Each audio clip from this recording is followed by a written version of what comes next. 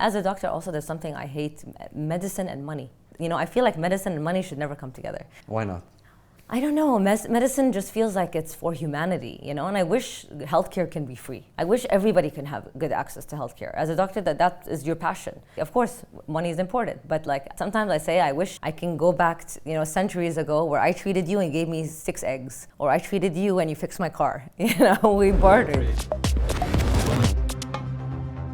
Hello listeners, this is the 100X podcast, and today we're joined by Dr. Tamara Ghazi, co-founder of Disc, a leading healthcare provider in the UAE and Kuwait. We'll explore how she, as a female doctor, entered the business world and succeeded over the past 9 years without having a business background. We'll discuss the market gap they filled, the challenges they faced, how she managed growth without investors, and her plans on attracting investors. We'll uncover the smart marketing strategies they used and a glimpse of Disc's future in healthcare. I leave you with this insightful episode. Dr. Tamara, welcome to the podcast. How are you doing today? I'm doing great, thank you. How are you? I'm good. Thank you for coming. I want to ask you, Doctor, what's the inspiration behind Disc? What's the backstory? People have different stories when they start a business. What's yours? So I always had this dream of having my own clinic, mainly because I saw a lack in the market, both in practicing in the UAE and when I practiced in the US. I never found something that really basically was integrated care. There's a lot of integrated care in hospital environments, but I always wanted to work in a private environment. A lot of patients would come to me with things that I wasn't really 100% sure about. So I'm a spine specialist. I would see patients with knee pain, shoulder pain, hip pain, and I felt like I could maybe refer to one of my colleagues. I'm really a team player. I really believe in the power of community. I always believe that many minds is better than one mind, especially when it comes to medicine. So I always wanted to have an integrated setting where different practitioners work together under one roof, what we call a one-stop shop for the patient. So that's where this came about. Well, Doctor, just for the viewers, just tell us a bit about the services you provide so we know exactly when patients come, what are they looking for, what's happening, what are they getting treated for? So I like to think of us as pain management. So we do any kind of musculoskeletal pain. So not your heart pain or your lung pain, but any kind of musculoskeletal condition. So we think of ourselves as alternative medicine, but I really believe that this is the future of medicine. It's real preventative medicine. And my philosophy is it's so much easier to work with healthy people than to work with people that are very sick because they already have better habits. And I really believe sickness comes from bad habits. So the services we provide are chiropractic care, which is one of the fastest growing professions actually in the alternative medicine field in the UAE. We also do physiotherapy, we do osteopathy, we do kinesiology, we do sports medicine, we do family medicine, and we have medical doctors also that specialize in the sports medicine field. So there's so many different things also under the scope. Some physiotherapists specialize in post-operative care. Some physiotherapists like to specialize in geriatric care. Some physiotherapists and chiropractors in pediatrics. So we see a lot of children also. So everything related to the body. And people ask me, who's your patient? Well, anyone moving or walk, anyone with a spine and bones. So almost every person is our patient. So doctor, from what I understood is your preventive medicine. So people, whenever they get injured or something happens, and it can happen just due to movement, they would come to you, and it's basically the best option to do, because if you go to surgery directly, it's an issue. So you just go into this preventive medicine and see how you can get treated beforehand. Yes, and there's a lot of cases that definitely we also refer. We work with some amazing orthopedic surgeons, and that's the next step of care. But we try to educate the person about the right. Most injuries happen from poor posture in terms of movement, not poor posture. When I talk about posture, there's no right and wrong with posture, but it's from poor movement habits. So when you are doing a habit that isn't really good for you, and then you move in a position that your body is not used to, you're going to get injured. Or you load your body in a position it's not used to, you're going to get injured. So surgeries are important. It's great that we have them to when we have structural damage and change that we can't fix with rehabilitation. But it's so important for the average person. And for me, something that also drives me crazy is the medication. It's great that we have medicine. We're so lucky we can get rid of pain right away, but why bandage the pain, then fix the root cause so you don't have this pain coming again and again. So we educate people on how to get rid of this pain. We treat them manually and we treat them through movement. So we don't really use machines at the clinic. We're really about movement therapy, manual therapy, and really creating a change in the human body. Doctor, what motivated you to start this business in the very beginning? Because honestly, it's a lot of specific treatments, and I'm sure you guys are helping many patients. But what motivated you to start this? So I was actually born and raised in Abu Dhabi. I'm an Abu Dhabi girl by heart. I grew up seeing even my family, my parents, a lot of them have musculoskeletal pain, and they love taking medicine, you know, Brufen and Voltaren, and it's not really great for your stomach. And my uncle, God bless his soul, was a rheumatologist here, and he always used to tell me, don't work with sick people, work with healthy people. And I remember when I was younger, I really wanted to do medicine, and I wanted to go to medical school. It was my dream is to help people. I love human connection. Generally, I think I'm quite good with people, and I love to listen. And even as a doctor, I think the most important skill is listening, because you learn so much about your patient. And really, as a patient, I always tell them, you have the answer, not me. But it's about us finding it out together. When I grew up and I saw the way the mainstream medicine worked, I really believed that I wanted to do something different. How can I make an impact in people's lives that wasn't, it's amazing what we have in terms of medicine, but there must be so many other forms of wellness. And that was my dream and my passion. So that's where this came about, is thinking about the future of medical care. And it really used to drive me crazy when somebody would just live with their pain, or they just accept their diagnosis. This is who I am. Whether it's an injury or whether it's I'm diabetic. There's so many things that you can do to prevent having a condition. It's all in your hands. You have to change your lifestyle, you have to change your habits, you have to change your sleep, your food. This is real wellness, and this is my biggest passion. So you understood that, doctor, from a technical perspective, and this is what you also specialized in as well, and you have very good qualifications when it comes to this type of treatment. But how do you translate this into business? Because right now when we go into a new venture, it's a new challenge and it's an obstacle. What kind of obstacles did you face while starting this? Well, I think the first thing you have to have is passion. That's one thing I knew. Like I worked for 4 years before I opened my business. I always knew I wanted to do my own thing because I had a vision, not because I wanted to be a business. I never thought of it in that way, just because I had a vision of what I wanted in the community. I wanted something for the community. And that definitely evolved over time as we grew, because when you're smaller, it's so much easier to be more of a community center. DISC was, people used to call it, still it looks like home, even the way we designed it. It's medicine and pain. The pain is an emotion, and I love talking about pain. Pain is an emotion that we're not taught to recognize. You know, you have sadness, you have happiness. People don't understand pain. They're not taught to, that pain is a good thing. Pain is your body speaking to you, so how do you change pain? So I had a passion for people's pain and changing pain. And from already building a client base and knowing I'm providing a service, but I always felt there's a lack. In all the clinics that I worked in, I always used to leave feeling, I need to give more. I need to give more. And that's something medical. Why did you feel there was a lack? Because I couldn't do enough. It was very much volume. You had to see so many patients, you know, and medicine is connection. It's listening. It's how can I know you in 15 minutes, in 10 minutes? I need to know your story. I need to know how you eat, how you sleep, how you move, how you function, what medicine you take, what your lifestyle is like, how you think, how you stress. Like, how can I fix you if I don't know all of these things? So you saw that other centers or other doctors were not taking that approach. Yeah, they're amazing practitioners, but they were always, you know, you take on so much, you absorb so much energy from the patient, but as a one person or three person show, you cannot do everything. You can't fix everything, you know, and that's something you learn even over time as a doctor. You learn how to say, I can't fix everything, you know, I need a team of people around me. Some of my patients come to me and I say, maybe you need a psychologist. Or some of my patients come to me and said, maybe me and you don't connect, but my physiotherapist Ahmed connects better with you. Or, you know, your case is much more complicated. Maybe you need to see my physiotherapist Nermeen. So it's really also about energy. It's about connection. I saw a lack in the market, but I also had a very strong passion and drive. And I was very young when I opened DISC, and people always ask me, how did you do it? How did you take that risk?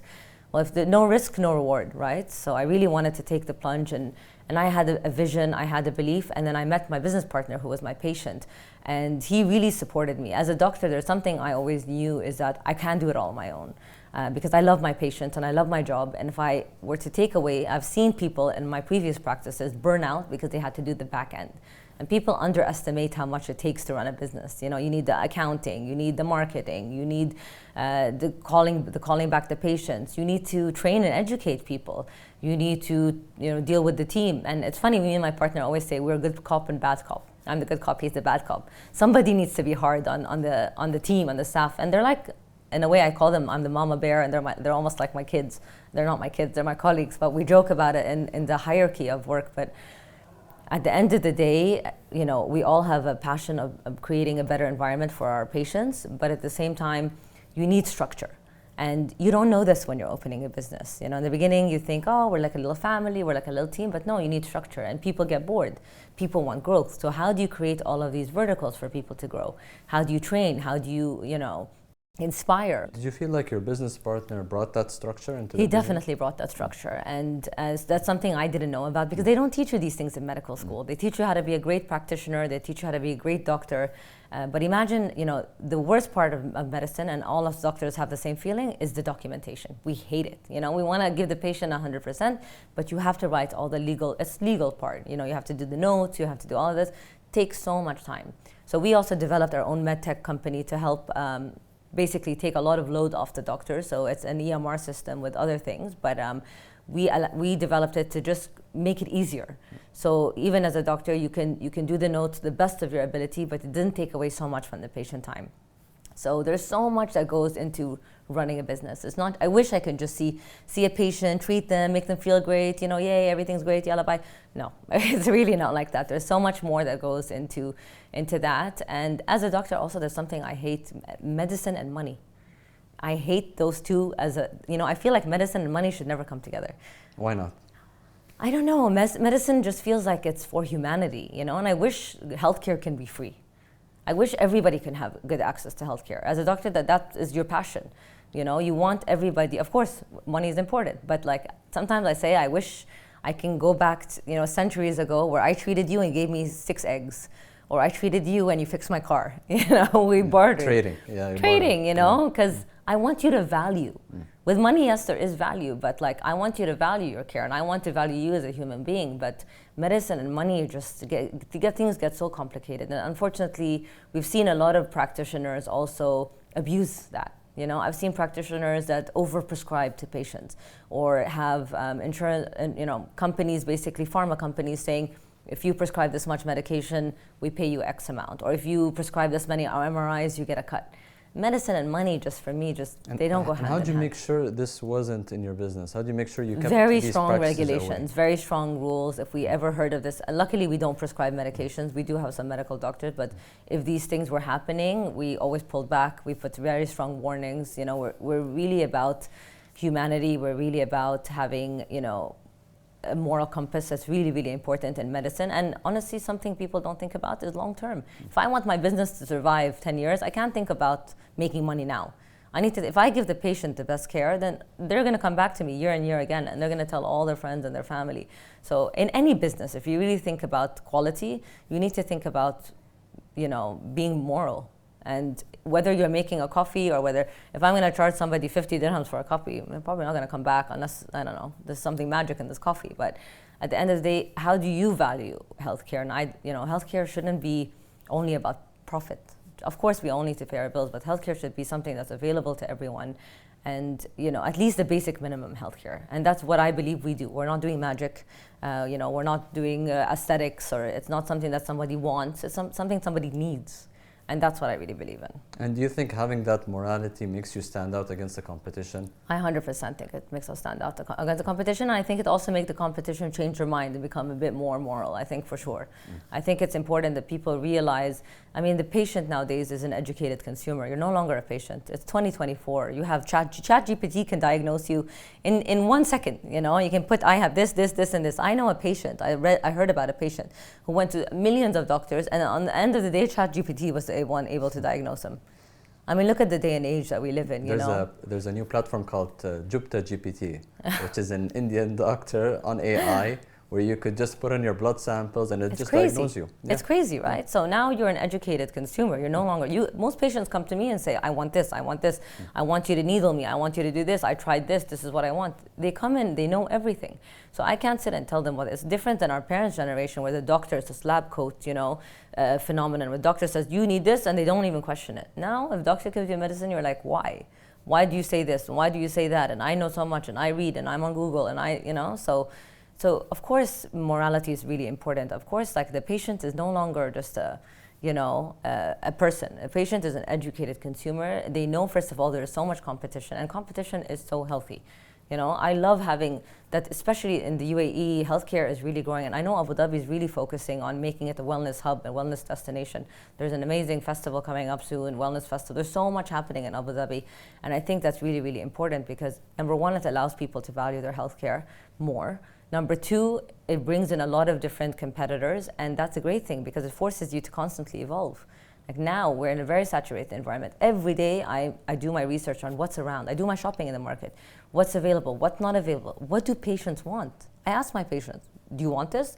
Maybe I do all of these things and you don't want it. So how can I be a better provider? How can I give you the experience? How can I make your experience smoother? What's the easiest way for you? And also a patient now doesn't want to go from doctor to doctor with millions of files and records and have to repeat their story again and again. They want ease, they want quality, they want convenience. And that's another reason why for us having everybody under different practitioners under one roof, where the patient can move from practitioner to practitioner without having to repeat their story again and again, is really the aim of what we do. And doctor, what do you think when it comes to all that competition? What do you think your unique selling point is? What are you guys doing differently that you believe makes you really stand out? You said competition is healthy and you ask patients what they want and you ask patients what they're going through. But what really makes you stand out from everyone? I think it's the quality of care. I think it's, we try not to compromise. Of course, sometimes it's tough when you're seeing a lot of patients, a volume of patients.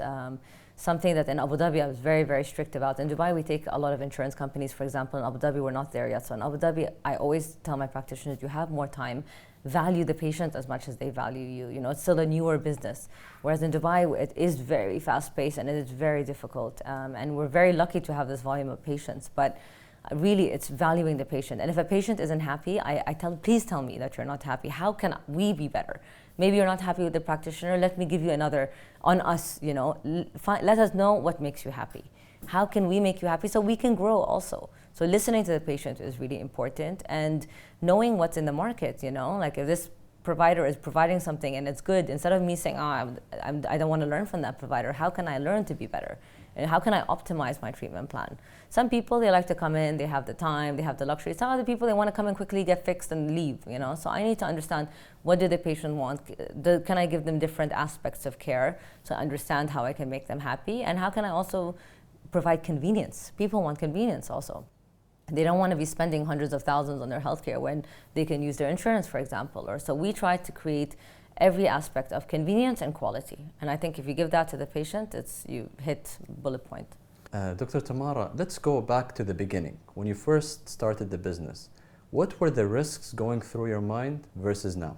It's so funny. I don't think I even thought about these things as much as I do now. Maybe because we were a smaller team, and maybe because I just really believed so much in what we did. There was we opened in Dubai initially. As much as I wanted to come to Abu Dhabi, I felt, the market there was a little bit more developed. And I met my partner I got a job opportunity there, so I took the job opportunity there. It's a very well-known clinic. So I thought, let me see if I like, the market. I understand the market. I was coming from California, so it's very different. I always knew I wanted to be here, but I just wasn't sure. And it was absolutely amazing. Practicing here was amazing. People were so open, they were so receptive, they were so hungry for more, right? There wasn't so much in the market. My patients were coming from Abu Dhabi, from Ajman, from Sharjah. And I felt so lucky that people were coming all the way to get therapy, So studying the market and understanding, I just really believed that there was a need. So we were a small team. We were only 8 people when we started versus now we're close to 100 people between 4 clinics. So I don't think I thought about it as much as I think now. But of course you think about, we took a lot of personal and family loans and investment. And I kept thinking, I can't fail.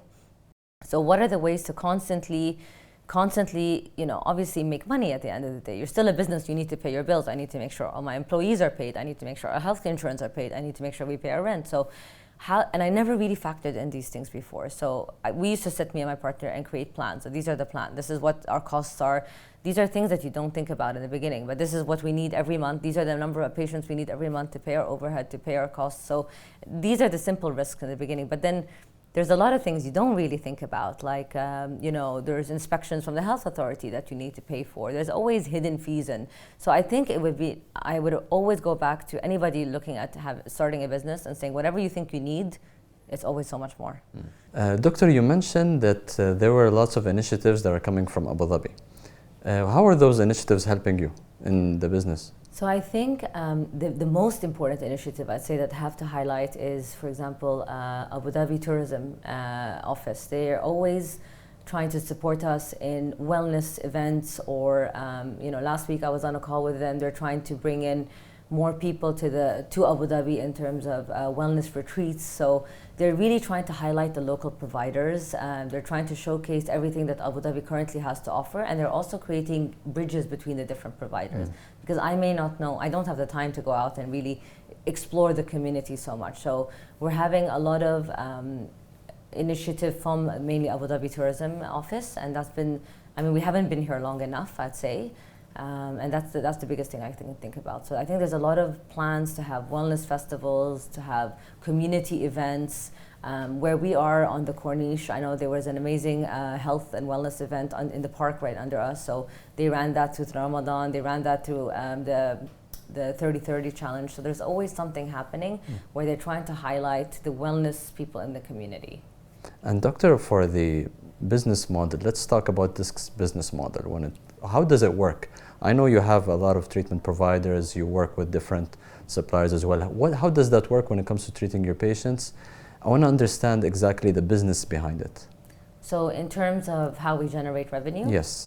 We have 3 medical doctors in Dubai, and they're different kinds of specialties. But generally, patients either come to see the provider, like the physios and the chiros. Most of it is word of mouth. We have a lot of social media also that brings patients in, but most of it is word of mouth. So either the patient sees the practitioner, or they go to see the doctors for insurance purposes. And so once they see the doctor does an assessment, decides, yes, this is something that either a physio can see, a chiro can see, or maybe the case is quite complicated, we need to refer you for imaging. Once we get the proper diagnosis, then we set up a treatment plan for the patient. So the doctors will assess and say, all right, you're gonna need to see a physio. Either the patient asks for a certain physio, or we recommend, all our physios are quite qualified, almost the same level, or let's say they have a shoulder injury, we know this person is better for shoulders. So we send the patient for that. So that's the insurance model, where we're billing insurance. They get a set number of sessions, they continue it. If they need more care, the doctor applies for more sessions. Or there's your regular cash patient that comes in, they know what they want, they know what provider they want to see, they come and see the provider sets up a treatment plan, and the patient pays cash, and they do their own reimbursement or not. So that's the way the business grows.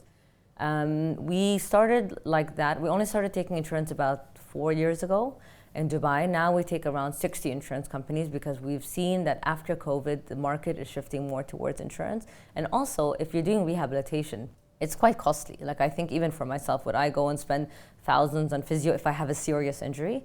For example, a post-operative case. Patients get surgeries and they want to come to us because they know the quality of care. There's more time spent with the practitioner. We focus on all of these different values in our care. So they come to us for that. And it's a long-term care, 3 months at least, to get your knee back after an ACL, or if you've had a shoulder surgery or dislocation and you're trying to get back to full functionality. So we decided that the insurance route was the best route to go. So we put in the bills to insurance, and then after 45 days they pay. So that's the way we run our business. But now we're really looking at also adding more services, mainly because we feel after 9 years of practice that we need to evolve even more. The market is changing, so we need to evolve with the market. People want also more wellness services. So now we see people asking about different kinds of therapy. We offer, for example, peptide therapy, PRP therapy. We're looking at different types of complementary therapies like ozone therapy, different kinds of stem cells. So things that can complement what we do, where we can really take a patient to regenerative medicine. And this is really the future of what we do. Doctor, is it right to expand and add more services, or focus on a handful of services that maybe the market actually needs? I really believe that as science is changing, it's important for us to add more services, because people always want more. And maybe sometimes with what we're providing, maybe it's not enough for some people. Even physiotherapy or chiropractic, it's evolved so much from how we used to practice 20 years ago, which was a lot more maybe machine-based, less exercises. We've learned so much in the last only 20 years in terms of rehabilitation, in terms of movement. Rehab used to be a lot more passive. Now it's a lot more active. So as we continue to evolve, I think it's important to also evolve our services. I agree the core of our business will always be the physiotherapy, the chiropractic, the rehabilitation, the pain management. But I think it's really important as science evolves and we have new things like plasma therapy, peptide therapy, stem cell therapy, that we offer more. People are really focused on wellness, and we know that wellness is the future because, especially with COVID, the pandemic happening, we all realized that health is the most important thing in the world, and people started slowing down more, focusing on their health more. Of course, things feel like they've gotten a lot busier, but people really, if you think about the wellness destinations, like what Abu Dhabi is becoming, wellness is really at the forefront of so many things. So the more I think we dive into wellness services, because it complements what we already do, the better it is for our business. Talking about Abu Dhabi, doctor, how did it work while expanding here, opening a branch in Abu Dhabi? What were the challenges when it came to that? We have some of the best hospitals in the world. We know that in Abu Dhabi, that outshine almost everything in the country. We have Cleveland Hospital, we have Health Point Hospital, you have the Sheikh Khalifa Hospital. You have some of the best hospitals, some of the best practitioners in the world. Just Cleveland alone, really, like people travel from all over the GCC to come and get treated here. We know they have some of the best cardiology department, oncology department, and I can go on and on and on. So the level of healthcare, even since I moved back, has been absolutely amazing. And since I was a child, I mean, I don't think we could have ever dreamed that Abu Dhabi would evolve in this way. But there wasn't so much in terms of what we did, in terms of the preventative and the alternative medicine. So it just felt like the right time to come to Abu Dhabi. We were looking at coming before COVID, but COVID hit, it just slowed everything down. The obstacles weren't so hard because we have such high level of, like in terms of our med tech company, it was so easy to open that, and we have such high levels of quality. And when you have the quality, you have the med tech, opening Abu Dhabi was so much easier. And the most important thing for us, and the final thing that really was the right time, was the location.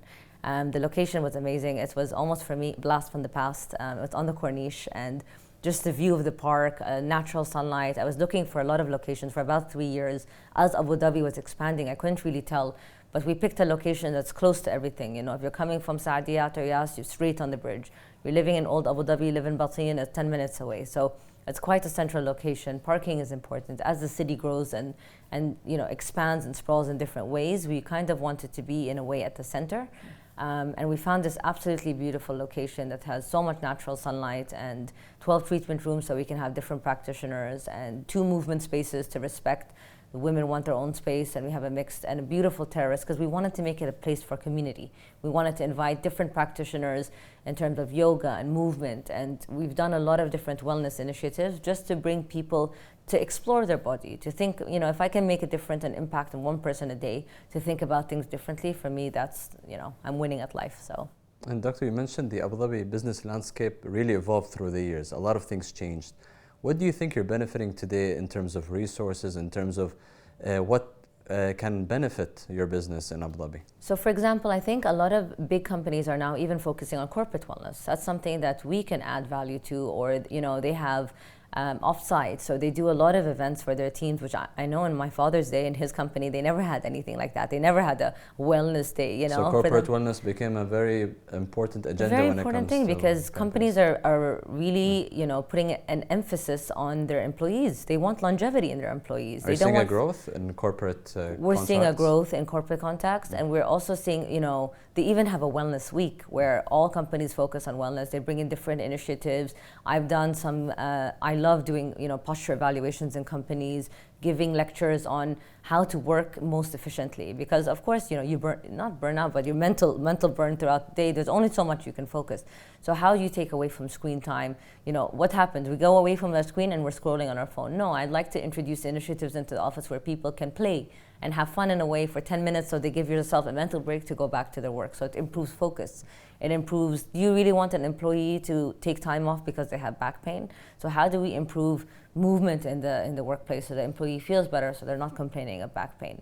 So these are initiatives that we do. We've also brought in different screening providers together.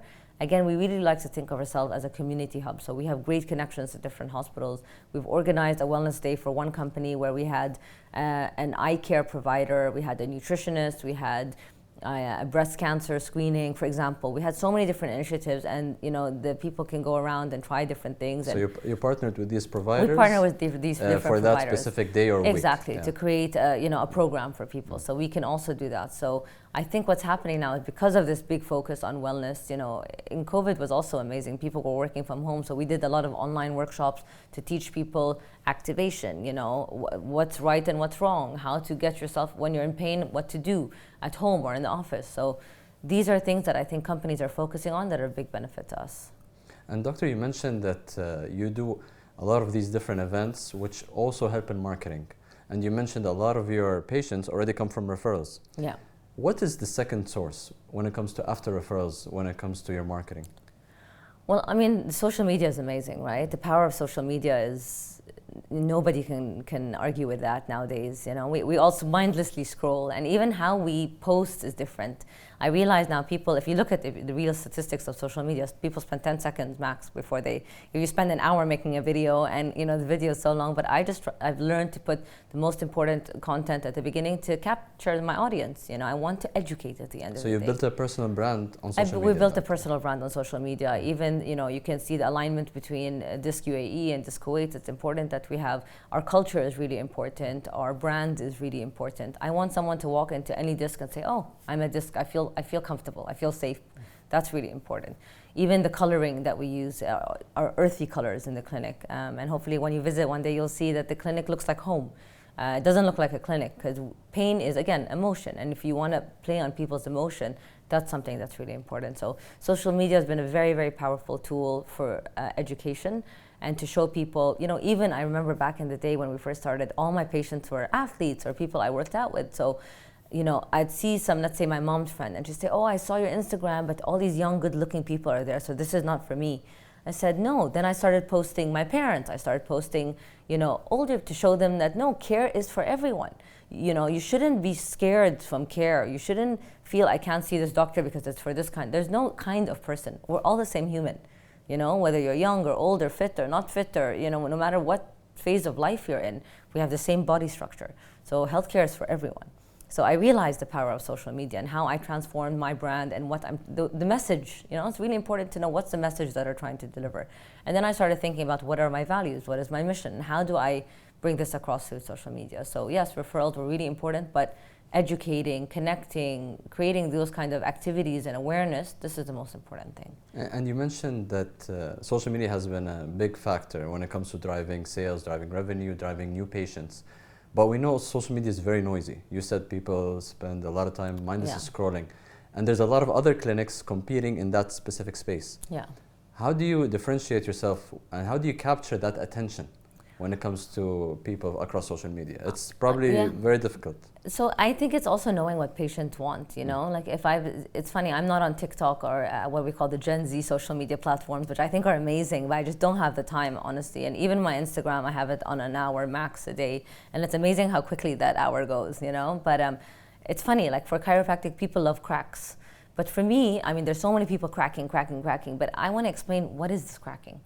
People are addicted to the sound, but it's also important for me to educate my patient. You know what this is? This is actually nitrogen gas being released from your body. It's just movement in the joints. Nothing magic, nothing special. And it's loud because a lot of people, wear a microphone, let's say. So you need to understand reality versus social media, expectation versus social media. So that's something that we really try to, the way we differentiate ourselves is by education. The more we educate the consumer, the more the consumer understands, oh, well, this is what I want. This is what I want to see. This is what I want to look for when I'm looking for a provider. So I think that's what's really important. And doctor, there's a big misconception that physiotherapy is not important. I don't need to pay money for physiotherapy. I can do all these exercises at home. What do you think? So physiotherapy is a lot more than just exercises, first of all. Amazing if you're fit, but a physiotherapist should always build on your fitness.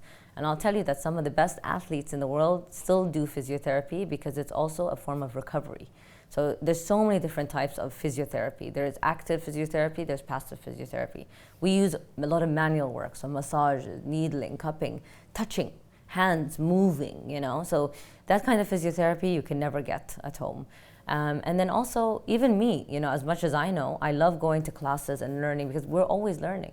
And also as a patient, there's different stages in your life where you evolve. You know, sometimes I go through phases where I want to lift heavy. Sometimes I go through phases where I just want to stretch. Sometimes I go through, it depends what your body needs. Your body talks to you and you need to listen. So I don't think as a physiotherapy as, you know, think of as a physiotherapy as your friend, somebody who's always pushing you to be better.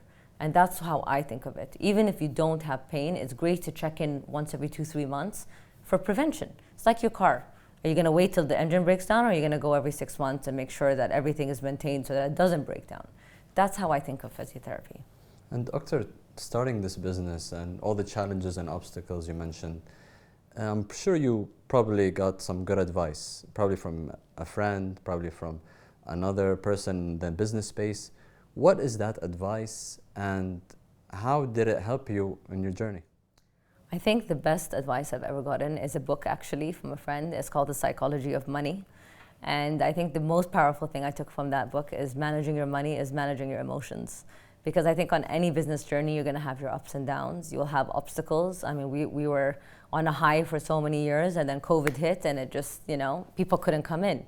So how did we change? How, you know, we had to evolve, offer online services, do new things, restructure the company. So I think it's really important to manage your emotions if you think of a business as something long-term.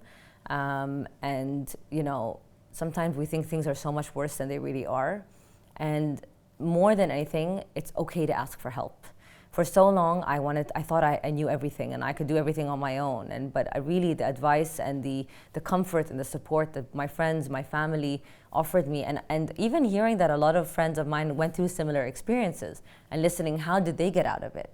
And you know, they said, okay, we worked hard for years, we looked at this, we looked at that, checked this option. Not only my friends, my patients now, you know, sometimes my patients, they pick up on my energy. They're like, you're not okay today, what's going on? And I tell them, and they're like, I went through the same thing, I did this, I did that. And it's really amazing. Like, you feel like it's funny. I'm the doctor and I'm the one getting the advice. So it's so nice in that way. And in a way, I feel like we heal each other. So really listening to people around me in terms of managing your emotions, being patient. You're not going to get it right from day one all the time. You're going to learn what works for you and what doesn't. And with time, I think you're going to learn to cut out the things, you know, to really trim the business. And that's something it took us so long to do, is we had a lot of add-ons, extras, things that were more luxuries. But when it comes to business, you don't need that much luxuries. You really need to trim the business to make it as lean as possible, to make it profitable. And so you don't have all the extra fluffs and whatnot. So, and that was very hard also emotionally for me, because no, I needed this amazing piece of equipment, which we never used. And no, I needed this amazing... You were being a perfectionist. Basically, yeah. Thinking maybe a patient would need it. But really, when it comes to a lot of things in life, the simpler, the better. You know, when it comes to your business, the cleaner, the better. If things are a mess and you're unorganized, it's not going to be good for you, you know. And very lucky, my partner is Swiss French, so he's like, you know, and really hard on me, especially as a doctor, when it comes to compliance, when it comes to quality, when God forbid something ever happened, but nothing's ever going to happen. 9 years down the line, something happened. We had a case, for example, and he was like, see, something happened. At least you have all the documentation, you have the quality standards, you have all of these things to protect you.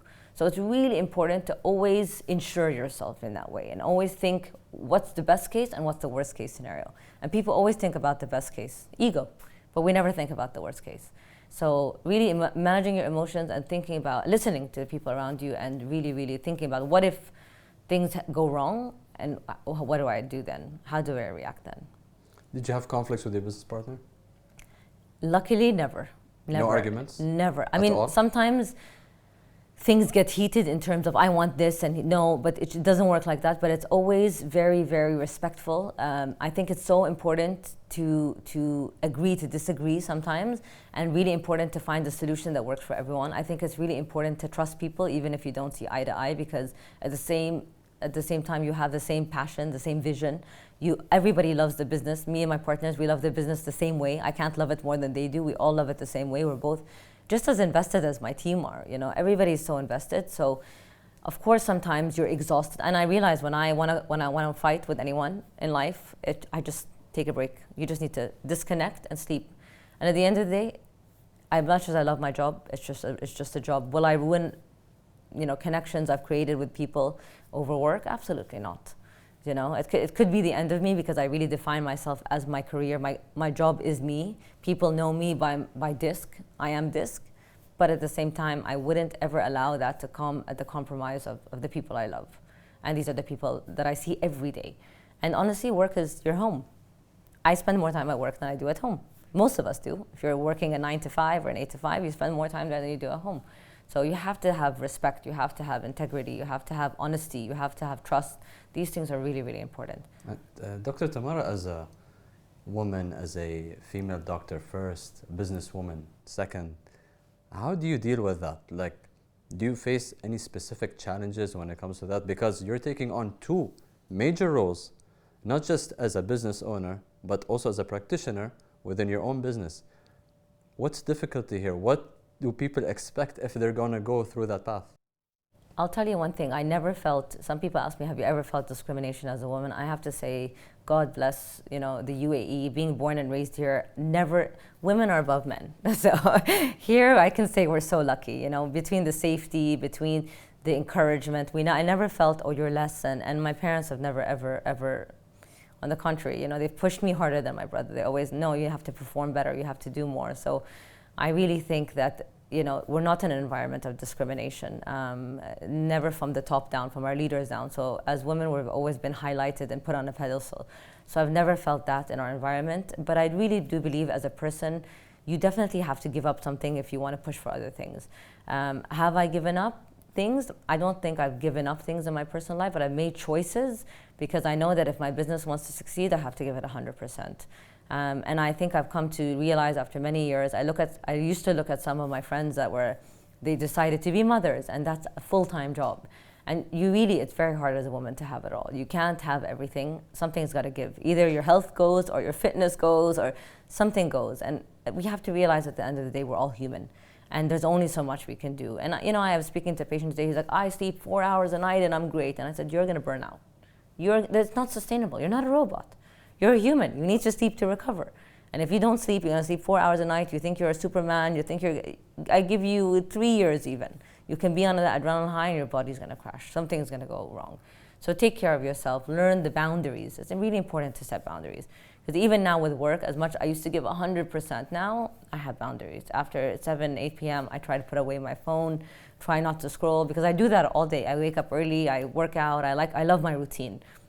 I give 100% to my day, and at night, I need to give myself something.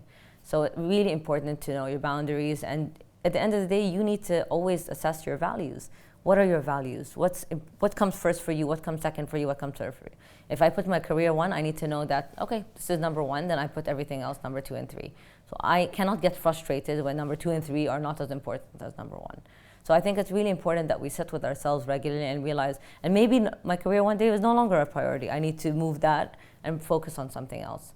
But I think whether you're a woman or a man, I think it's really important at the end of the day we're human beings, and that we have, only capabilities that we can, like with our humanly possible, we can't do everything and something's got to give. So I think it's really important that we assess that. So you're saying, doctor, we have to sacrifice certain areas of our life if we want to succeed in other areas? You don't have to sacrifice, but you have to give priority to what you value the most. So is it a full sacrifice? No. Can you be a father and a businessman? Of course you can. But can you be with your kids? Can you be a super hands-on dad 24/7 and be an Iron Man and be It's impossible. There's only 24 hours in a day, 8 of those of which you need to sleep. So no, not 4 hours. So, something always has to give. Do I think that you have to be one or the other? Absolutely not. You can be a father and a businessman. But can you be, homeschooling your children and picking them up and dropping them off and making their lunch and being, it's impossible. Business requires and demands so much from you. And I have a lot of people that say, I want to start my own business because they think it's more relaxing than a 9 to 5. I dream of the days I used to have a 9 to 5. I used to leave and buy, I never used to think about anything else. Now I think about work 24/7, 365 days a year. I think about work. I can be skiing on top of a mountain and something will pop in my head. Or maybe I can improve my work I take an inspiration. But it always comes back to my business because I think about my team. I think about making sure that, they're surviving and thriving. So it's really important. And I think about my business as much. You can't really switch off completely. So you're working all the time. Eventually, maybe, yes, you can step back after so many years, but businesses have their ups and downs. And 2-3 years isn't enough. I think people go through cycles of 50, 60 years before they learn, how do you evolve? Where is the market going? And in a day and age where things are super competitive, you always need to evolve. whether it's in business or even in your personal life. I really believe in evolving as a human being. You can't always be the same person. You're not the same person today that you were a month ago. Same with your business. Your business is constantly evolving depending on the people that are there. So even, I get very attached to my staff, very, very attached. And some people, after a few years, they're ready to move on to a new position. That's also forced me to think, how can I create verticals for these people to grow? How can they grow with me? And the people that leave, I need to say, thank you so much for the time that you had here, and I appreciate your energy. And yeah, you want to go do something else. If I can manage to keep them, that's great. If not, then I need to let them go in that way. So it's also very emotionally hard as a business owner, because people come and go, and it's like so many breakups, and it's really, really difficult to go through these things. But you just need to learn to manage your emotions at the end of the day, and you need to really put your energy and time into the ones you value the most around you, and see how you can create growth patterns for them also, so that they stay with you and they have the same vision. Because maybe not everybody wants to start a business, but they love the business just as much as you do. And I have so many people around me that are in that boat. Doctor, I'll focus just on a point you just mentioned. The worst feeling a business owner can have is when they have an employee that's very dear to them and just leaves suddenly. How do you make sure you're prepared for that? I know you've established meaningful connections with the staff, you have grown your business with them, maybe some from the inception. How do you deal with that, loss? I try everything in my power, if I really value them and I see their value, to keep them, to communicate. Communication is the most important thing. Listening. Asking an employee, what can work for you that also works for me and the business? Can we find a middle ground? If you can't communicate, there's no way. I used to shy away from these awkward difficult conversations, I have to say. I used to run away from them because I didn't want to have these conversations, but now I face them head on. I need to listen. What doesn't make you happy here? How can we improve our environment? Because it's a learning curve for both of us at the end of the day. How can we grow together? If there's no opportunity because they are moving or they have a different vision or they want to do their own thing, then I have to eventually accept it, and you have to let go, but learn that life is constantly evolving, And I learned the hard way that no matter what happens, the world is always moving, and you have to move with it. You can't just hold yourself back. And I don't want to hold back people also that want to grow and want to, maybe they have their own dream and vision. And it makes me very proud when I see people leave with their own dream and vision, and they've learned something and they've grown in their own way. But what we're also trying to do as DISC is create individuals that eventually, if they want to open a franchise of this, let's say so we have the know-how to give it to them, because that's real growth for us. Doctor, tell me more about the franchise part. So we haven't really explored the full franchise model now, mainly because we would like to join a bigger health group, because we want to provide more services. We're looking at growing. For me is everything. Like I will not stop till I've grown to my maximum potential. There's so much growth opportunities. I've looked at growing into more wellness services. I've looked at growing into more medical services and different kinds of medical services within our scope of practice. For example, something that isn't focused enough on in the Middle East is geriatric care for our parents and our grandparents. What happens to them when they're older? Is that needed in the Middle East? It's so needed here. It's so, and not thinking of an old people's home. I'm thinking of a daycare almost for older people, where they can go and have fun. Instead of sitting and watching TV all day, how can we extend people's life by bridging connection? Playing games, working out, drinking, eating, cooking, whatever. But, a lot of our families in our culture, our families live with us. And the younger generation, busy working. We work so much, we have children, we have so many busy things, social obligations, workout obligations, so many different obligations that we don't give our families enough. And we owe them that love and connection, but we feel guilty. And there are no really great care centers for elderly. There's a lot of long-term care, which are almost like nursing houses and facilities, which I understand are great. We're lucky we have them. But I really believe that there is a need for, the older generation now, they're aging more gracefully. They can move, they can function, but they don't have enough interaction. And you have to push them, because a lot of times they're not in the mood. So I'm really passionate about geriatric care, physio environments, rehab environments that are fun, that are playful, that are active, where they learn to take care of themselves. It's really important to stimulate the body and the mind. So I think there's a lot of opportunity in terms of what we do. Also focusing on, for example, women's health and men's health. A lot of women after birth, yes, we have families around us that take care, but there's a lot of specific rehabilitation that needs to be done for the mother and the baby. And I think that specialty really helps differentiate you as well. So much. Yeah. And that's our goals of evolving, you know. I've had some amazing opportunities to do retreats in other countries and even in Abu Dhabi. How can we take people out of their busy environment and put them in an environment where for 3 days, you know, nowadays most of us travel, we want plans. We could check into a hotel and you have everything for you. In the morning you work out, your food is planned for you, so you're not eating junk. You're eating, you know, you usually come back from holiday, you're like, oh, I ate so much and I wish I didn't eat all that bad food. But what if you had everything planned for you?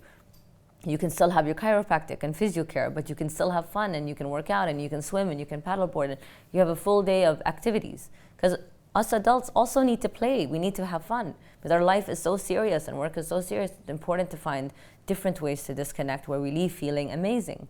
How can we create new habits in people's lives? So there's so many different avenues of growth that we're looking at. And that's really, really my biggest passion. And Doctor, seeing all that growth and seeing all the expansion you're doing with your services, are you looking for investors? Are you looking to get acquired soon? How are you going to fuel that additional growth? Definitely always looking for investors with the same vision and the same mindset. Would we ever get acquired and exit? Not with this passion, no. The dream is not to exit anytime soon. It's to basically fuel. You know, we have an engine and we need to fuel the engine because of course everything takes money to grow. So we're definitely looking to fuel the engine so we can explore and expand into these different specialties.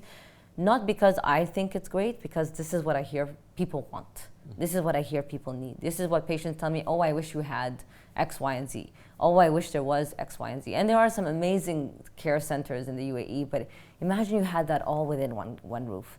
Imagine it's so easy for you to come and get care while bring your mom with you, and she's also getting her own care at the same time. We do offer that now, but not to the specific, not to the level, and the specificity of what they need. An older person can't run in and out in half an hour for a treatment. A younger person doesn't have time. I need to go back to work. I have half an hour and I need to go. An older person maybe spends an hour and a half. They need the luxury of time. They need the luxury of space. They need the luxury of care. So, and maybe they're getting a bit of physio, and maybe they're doing a little bit of psychology in a way that, you know, if you ever told my dad you have to see a psychologist, he'd be absolutely not. But you have a lovely psychologist sitting and talking, asking him, so how are you? How are you thinking? How are you feeling? You know, that's different. It's so different. Yeah. It's so different. So this is wellness, where it's not your typical medical care. Ask any of our families to go to see a psychologist. They're absolutely no. But you start chatting with them, and they want to talk. People want to be heard. People want to be loved. This is healthcare. So how do we bridge into these different environments? And that's really something that I'm exploring. And Doctor, people entering to the healthcare business, they probably have misconceptions when it comes to starting that business. What advice would you give them? What misconceptions would you address? I would say definitely speak to people in the market. Yeah, some people may not be so open and friendly, but I'm always willing to speak to other clinics, other providers. I always ask my peers and my competitors, you know, how are you? How are you doing? Because also from outside, things always appear perfect and shiny, but you don't really know the problems people go through. Maybe they don't share, but a lot of people are willing to share their struggles or problems, because sometimes they find solutions in your ask and your advice. So I think it's really important to know what's out there, to know how things are done, what works, what doesn't work. From outside, a lot of people, you know, we've had some of our hardest times, which look like some of our best times, and some of our best times that look like some of our hardest times. So it's really important to know what's out there. I do so much research. I speak to different practitioners. I always ask them, you know, what do you want, what works, what doesn't work, and it's really important to know your environment. Doctor, you invested a lot when it comes to the business over the last 9 years. Do you believe that you have got that return back? Not yet. You know, people want to see profit right away, and they want money right away. And you can definitely do that if you're not growing. So if I stayed one small clinic, we would have definitely been making a lot more money than we are now. But that's because we took most of our profits and constantly reinvested, or even took loans to reinvest into growth.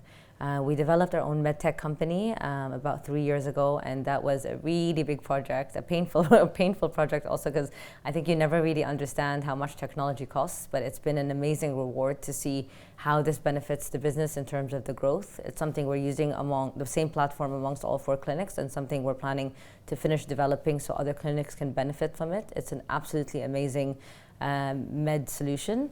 to allow providers to, bridge the electronic medical records with accounting, the billing, the insurance, the EMR, and eventually the B2C component, allow the patient to kind of control their healthcare. They can do online booking, they have education portal and platforms, so it's really important that we really connect to the patient in that way and to give flexibility to the provider. So we've invested a lot in that because we really believe with growth you need investment, and with growth you need to take risks. So it was really important for us to constantly invest in our growth. So are we profitable right now? All the profits we make goes back into the business. So it's very important to reinvest back into the company. Otherwise there's no growth. No growth. And it's really important to also try to capture market share when it comes to that. Yes, always. Really, really important to do that. And I think people underestimate how much it takes to grow. It depends on what's your vision, what scalability are you looking at. We built a business that was designed to scale. Me and my partner from day one, we spoke, what's our vision? Do we just want one clinic? Do we want to do this in this capacity to the rest of our lives? No, we wanted more.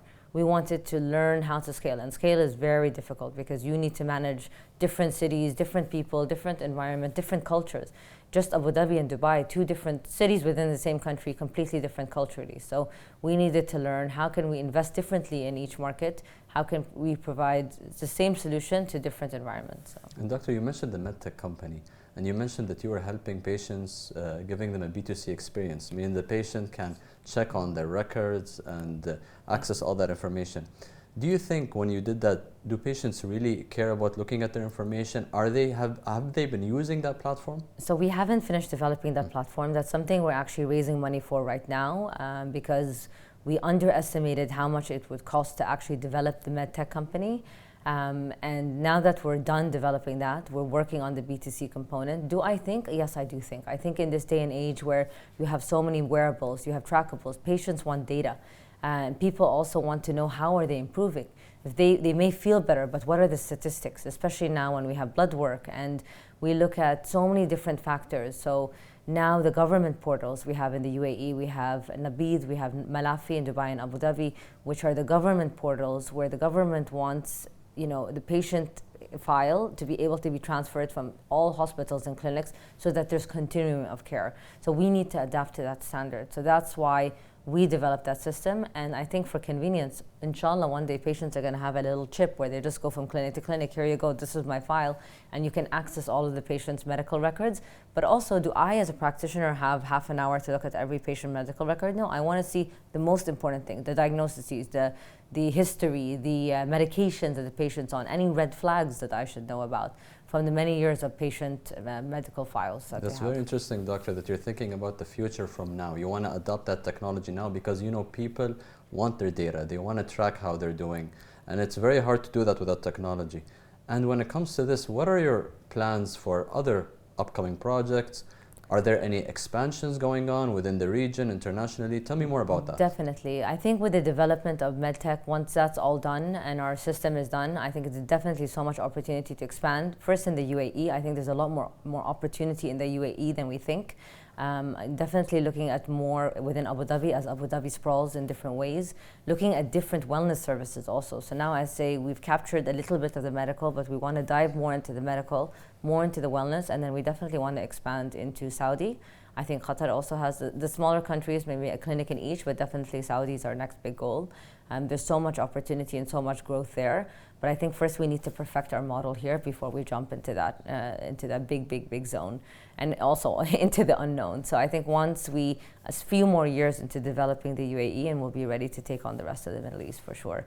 We definitely have a vision for becoming a brand for health, for musculoskeletal care. I want people around the GCC and hopefully one day around the world to think, disc, oh yeah, I have back pain, I want to go to disc. Just like you think I have a headache, I want to take a Panadol. The same thing with back pain. We want to think I have top pain. of mind. We want to be top of brand, yeah. And that's really the vision, to make healthcare accessible to everyone. And with the medtech, we can even create healthcare platforms for people to learn online.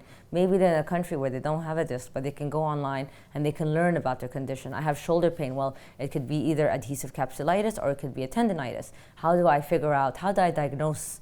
What do I have? Is this to replace doctors? No. A lot of people tell me, are you scared that technology is going to replace doctors? Nothing will ever replace personal touch. Nothing will ever replace human connection. Do you really want a robot that may malfunction to be massaging you and touching you and have you in the control of the health? No. But if I can have a medical system reading my blood work and telling me exactly what's wrong from my blood work and how I can change that from the comfort of my home, why not? Leverage that technology instead of just exactly shining. Leveraging, making the best out of the technology and adding the human component out of it for convenience and for more quality. So you have more time. Time is the biggest thing I think any human values nowadays, more than money, more than anything. Health, time, money. So these are the things, we all want time. So imagine you had more time to live a better life, a better, we want to become better at everything we do. We want to become more efficient. So imagine you showed up with your next doctor, you never met him before, you walked into the clinic and the doctor goes, hey, how are you? Well, I see that you had this surgery a few years ago, how are you doing now? They already know your case, they already, instead of you having to sit and explain your story all over again, what's the rehab you've had, which one's worked, which one hasn't? It seems like this one has been great for you, so why don't we continue in that? So how can we improve your care from where you were? Instead of going back down, how do we continuously grow?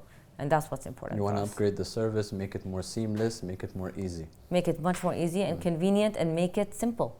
Simple for whether it's my mom or simple for you to access a system where she can learn on a constant basis, she can always grow on a constant basis, and she can do things that also make her compliant as a patient, because most patients don't get better because there's no compliance. There's no continuum of care. They want someone to hold their hand, to build new habits. But if you have a system that you can take home with, or you can take anywhere with you, that can help you build new habits, so much easier. And doctor, from your experience and in building DISC, what advice would you give entrepreneurs out there when it comes to starting their business? What do you think the most important elements are? Planning, making a really strong plan. Write up a business plan, think of the best and the worst case scenario, show it to as many people as you can, get different opinions on it, really study the market, study the need. Maybe you want to open an aesthetics clinic, but are you going to open an aesthetics clinic on a road where there's 100 other aesthetic clinics? No. Study your environment. Are you really providing a service because it suits you as a person or it suits the community? Because you need to know that there's a market for that, and that there's a consumer for that, and that there's a returning consumer. Sometimes you may think you may have the best product out there, but there may be much better products that are offered at better prices and more convenient. So whether it's healthcare, and unfortunately healthcare is very closely tied to money, think about how you can provide the best. How do you stand out as an individual, and how do you contribute to society with what you're doing? How do you make an impact? Because at the end of the day, if you do something that you have a passion for and that you know that's going to create an impact on the community, the longevity is much longer. I've had friends that started businesses just because they wanted to start a business, and 2-3 years down the line, they're like, I hate it, because there's going to be good. No passion. It wasn't what they really wanted to do. They did it because they thought it was the right thing at the time, and they did it, and then they realized, I have it now, I'm going through a hard time, and on top of the fact that it's not my passion. So what's the point? But when you love what you do and you have a passion for the product, you know that no matter what comes your way, you're willing to find a way to overcome that challenge, and that's the best form of growth. I really hope 50 years down the line, I can help younger people who are coming into the market, and I can advise them in terms of their strategy, their business. It's something I feel I've done well with DISC, is I've been able to give my brand a voice. And I really hope to help. A lot of people in healthcare don't know how to really brand their product. They don't know how to describe their product to the community because they're too encapsulated by the health environment. But I love to give people a voice when it comes to their brand, because I think it's so special that you can change someone's life in some way. You're able to educate, you're able to make a difference, you're able to treat and inspire. So how can we do that? That's really the goal. So it's planning, passion, and identifying the right needs. 100%. Thank you so much, Dr. Tamara, for being here today and sharing all these valuable insights. My absolute pleasure. Thank you for having me.